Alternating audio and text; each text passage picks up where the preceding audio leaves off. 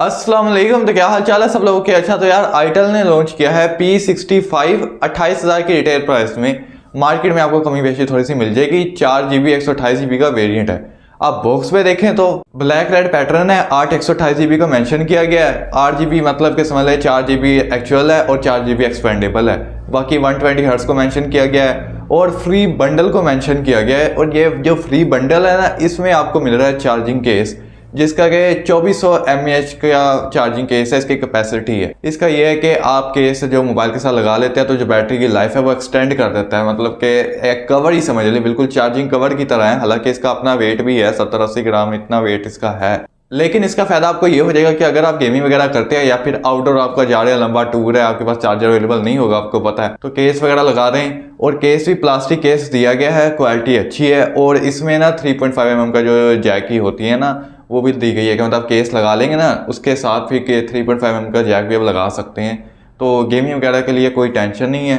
Power वगैरह backup आपको नहीं टेंशन होगी इसमें। लेकिन एक चीज़ है कि जो आईटेल ने मेंशन किया ना, जो फ्री बंडल है, जो पावर बैंक ये आ रहा है, लिमिटेड टाइम के लिए है। कि जानी कि जो इनका एक स्टॉक है ना, उसी के लिए है सिर्फ। जब ये स्टॉक रीफिल वगैरह करेंगे तो फिर ये केस वगैरह खत्म हो जाएंगे। और जहां तक मुझे लगता है यार, आप में से बहुत से लोगों को अगर आप स्टॉक्स में से भी लेंगे तो शॉपकीपर से तो मुश्किल है होते हैं। कुछ शॉपकीपर होते हैं निकाल के पहले साइड पे कर लेते हैं, तो जो कि गलत बात है, नहीं ऐसी हरकत करनी चाहिए। लेकिन ये है कि कोई हल नहीं इनका निकाल सकते कि आप साइड पे कर लें। तो बाकी खैर मिलता है आपको तो ले लीजिएगा। अच्छा बॉक्स में देखें तो एक सिलिकॉन केस भी एक्स्ट्रा दिया गया है कि अगर आपको वो केस ना मिले पावर बैंक वाला, तो आप इस केस से काम चला लें 1-2 महीने, उसके बाद फिर आफ्टर मार्केट आपको लेना पड़ेगा।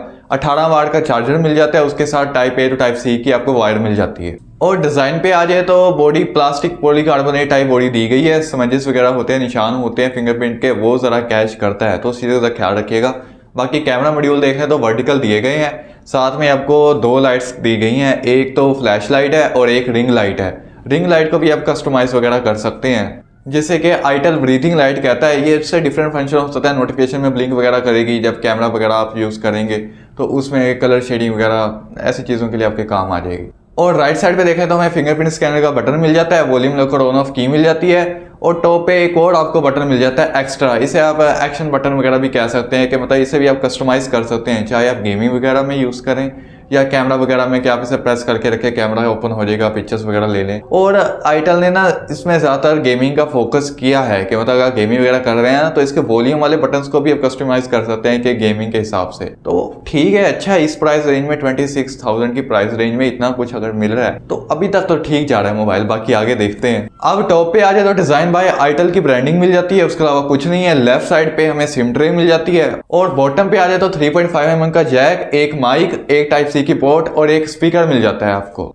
और 193 ग्राम का वेट है मोबाइल का। बाकी कवर वगैरह लगाएंगे तो 205 तक पहुंच जाएगा वेट। और अगर पावर बैंक वाला कवर लगाएंगे तो फिर 250 ग्राम तक भी पहुंच सकता है वेट। और 7.89 mm की थिकनेस दी गई है। और जो फ्रेम है वो आपको प्लास्टिक का दिया गया है। डिस्प्ले को देख रहे तो 6.7 इंचेस की डिस्प्ले दी गई है, 720p रेजोल्यूशन और 120 हर्ट्ज के साथ IPS डिस्प्ले है और नोच के साथ आती है। और जो 120 हर्ट्ज है ना, अगर आप डेवलपर मोड इसका ऑन कर देते हैं तो फिर वो अडेप्टिव 120 हर्ट्ज भी आप ऑन कर सकते हैं कि ऑटोमेटिकली 60 पे आ जाएगा और 120 हर्ट्ज पे चला जाएगा, जिससे कि थोड़ी आपकी बैटरी भी सेव हो जाएगी और परफॉर्मेंस भी स्मूथ ही रहेगी ओवरऑल।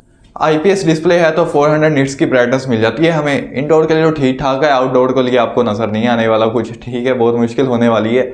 लेकिन इस प्राइस रेंज में ठीक है, कोई इतनी बुराई नहीं कर सकते। वैसे भी आजकल ना मोबाइल्स की बहुत बुराई कर रहा हूँ, लोग कहते हैं फिर कि भाई ज़्यादा ही बुराई करती है, तो थोड़ा सा होला हाथ रखते हैं। बाकी खैर बेजल हल्के फुल्के हैं और चिन थोड़ी सी है, लेकिन कोई इशू नहीं है। इस प्राइस रेंज में इतना तो एडजस्ट हो ही जाता है। अब परफॉर्मेंस वाली साइड पे आए तो हमें मिलता है यूनिसॉक का T615 12 नैनोमीटर का प्रोसेसर है। परफॉर्मेंस देखें, Antutu स्कोर देखें तो ये आप अंदाजा लगा ले कि 2,20,000 से लेके 2,90,000 80,000 के बीच में रहता है इसका Antutu स्कोर।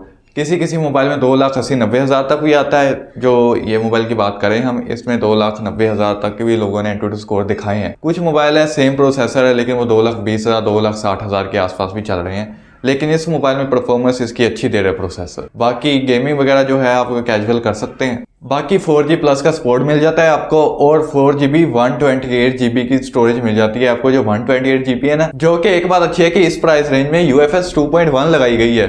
मिलती नहीं है आपको UFS इस प्राइस रेंज में। 30-40 हज़ार के पास भी आपको UFS का नामो निशान नहीं मिलता आजकल, तो ये चीज़ अच्छी है कि UFS दी गई है। EMC में हमेशा कहता हूँ कि स्लो हो जाती है। अगर कभी भी आपको हो ना मौका मिले कि आपने UFS वाला मोबाइल लेना है EMC वाला, तो मेरी पर्सनल ओपिनियन है मेरा कि आप UFS को प्रेफर करिएगा, बहुत सही चलता है लॉन्ग टर्म के लिए ना, आपको इशू नहीं होता। EMC का ये होता है एक बार परफॉर्मेंस में दम भी होगा ना तो स्टोरेज ही स्लो हो जाती है, तो ऐप लोडिंग वगैरह वो आपको बड़ा जलील करती है। UFS नहीं करती, परफॉर्मेंस रेट की बहुत सही होती है। बाकी गेमिंग देख रहे तो 30 FPS की गेमिंग आपको कराई देता है, हाई पे स्मूथ आपको दे देता है। और जो सॉफ्टवेयर इसमें लगाया गया है Android 14, और इस सॉफ्टवेयर में ना गेमिंग के फीचर्स तो काफ़ी भर भर के दिए गए हैं। जैसे मैंने आपको बताया कस्टमाइज बटन वगैरह कर सकते हैं, तो कोई इतना इशू नहीं होगा। बाकी ये है कुछ बस कह के जो इसका अपना FPS काउंटर है ना वो 60 FPS ही दिखाता रहता है, तो कोई और FPS काउंटर यूज़ कर लीजिएगा अगर आपने यूज़ करना हुआ तो। ओवरऑल अच्छा है मोबाइल। बाकी एक चीज़ है कि जो जायरो है ना वो मिक्स टाइप ही है, प्रॉपर हार्डवेयर टाइप नहीं है, मिक्सचर ही है हार्डवेयर सॉफ्टवेयर का।